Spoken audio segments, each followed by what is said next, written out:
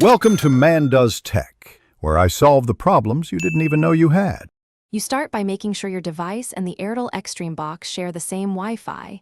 This is crucial for discovery. Once connected, launch the Xtreme app and sign in with your Airtel ID so the box recognizes you. Grant microphone and screen capture permissions when the app asks. Without them, screen share cannot send audio or video. Now tap the cast or screen share icon in the app. This begins device discovery. Keep your remote or phone nearby to accept the incoming pairing request on the set-top box.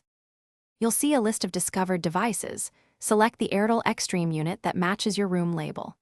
Then choose resolution and audio source inside the app.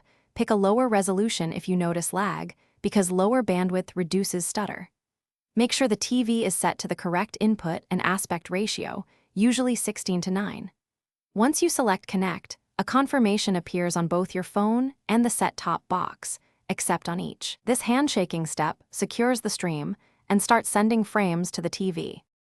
You're almost done. Check audio and video sync by playing a short clip. If there's delay, pause and resume the stream to realign buffers. For consistent performance, switch to 5 GHz Wi-Fi or plug the set-top box into Ethernet. Higher throughput reduces packet loss.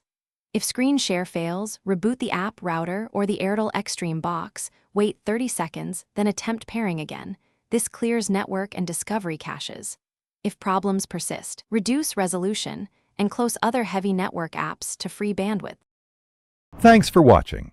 If you found this helpful, don't forget to like and subscribe.